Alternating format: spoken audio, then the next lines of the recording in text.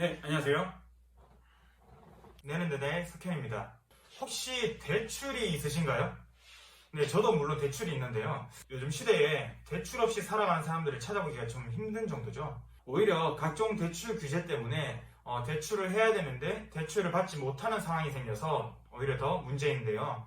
추가로 현재 시중은행의 금리까지 되게 가파르게 오르고 있는 상황이기 때문에 대출 관련되어서 호재는 없는데 악재만 늘어가고 있는 상황입니다. 그래서 오늘 소개해드릴 내용은 기존에 대출을 가지고 계신 분들의 부담을 조금이나마 덜어드릴 수 있는 금리 인하권에 대해서 얘기를 해보려고 합니다. 먼저 금리 인하권이 뭔지 알아야겠죠.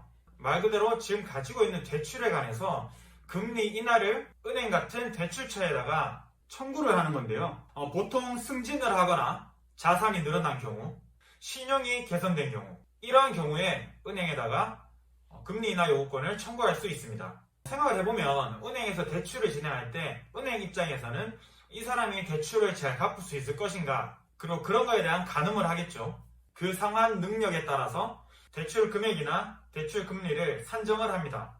다들 많이 들어보셨겠지만 이런 상환 능력의 지표 중 하나가 되는 게 신용 점수라고 보시면 돼요. 내가 회사를 다니다 보니까 직급도 오르고 연봉도 올랐다. 혹은 이직을 했는데 연봉 협상이 잘 돼서 지난번 회사보다 연봉이 올랐다. 혹은 나는 자영업자인데 사업을 진행하고 있는데 매출이 나아지고 소득이 올라갔다.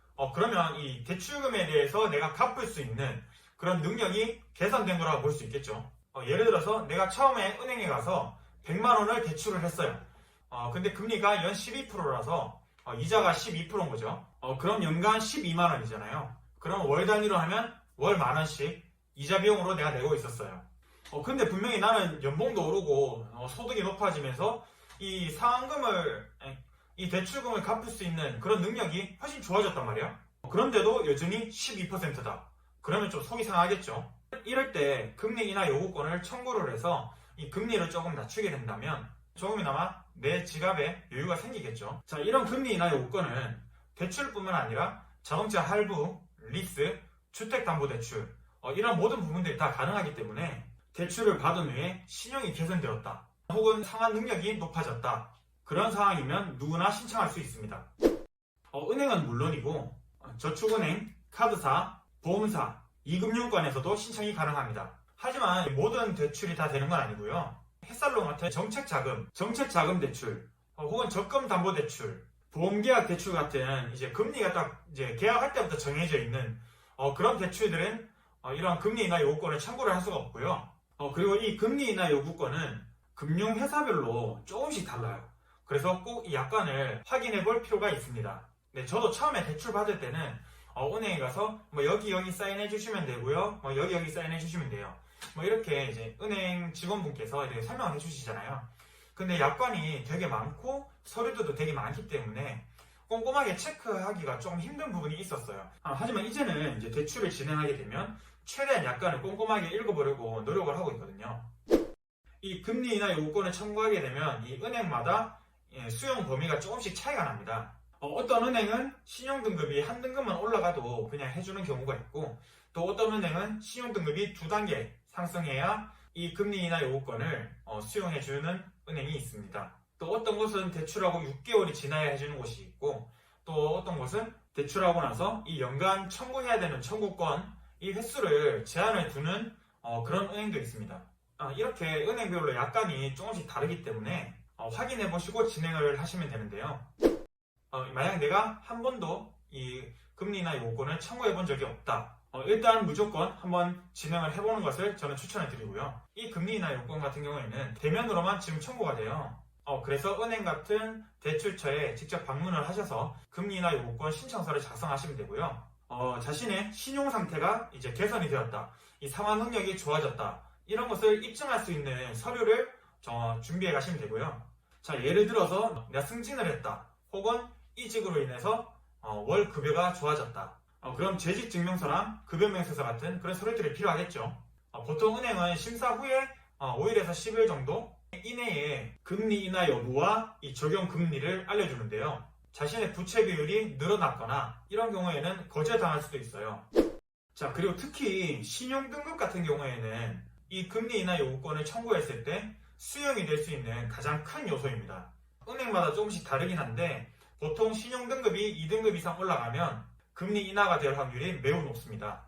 그리고 은행이랑 거래 실적도 굉장히 중요한데요. 예금, 적금, 펀드 같은 거에 가입을 하거나 주거래은행을 지정을 해서 꾸준하게 실적을 쌓는 것도 굉장히 중요한데요. 대부분의 은행들은 이러한 우수고객, 즉 거래 실적이 많은 거죠.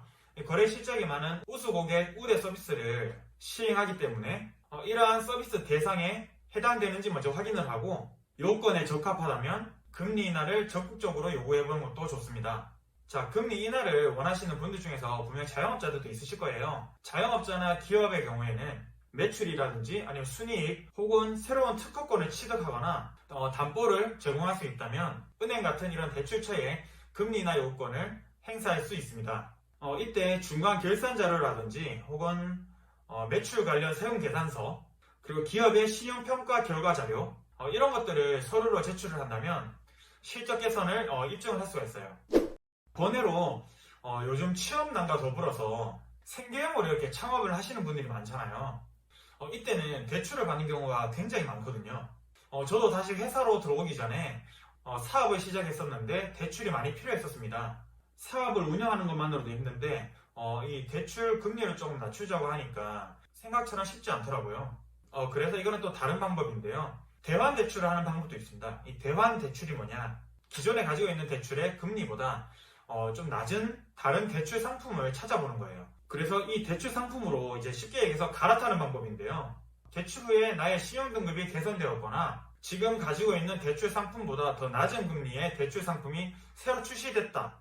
이런 경우에 대환 대출을 활용할 수가 있습니다. 요즘은 대출을 위해서 신용 조회를 했을 때 이 기록은 남지만 신용 점수는 떨어지지 않거든요.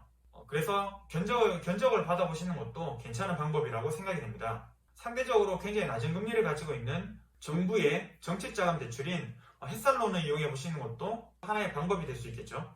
금융 교육을 받는 것만으로 이제 대출 금리를 낮출 수 있는 방법이 있어요. 이런 금융 교육은 PC나 스마트폰으로도 할 수가 있어요. PC나 스마트폰으로 할 수 있을 정도로 간편한데 보통 교육은 1시간 15분, 1시간 30분 정도 되고요. 대출 계약 시 꼭 알아야 되는 금리 조건이나 금리 인하 요구권, 신용관리 방법, 금융사기 예방 및 대처법, 개인 사업자를 위한 조세 제도 같은 그런 내용들이 담겨 있는데요.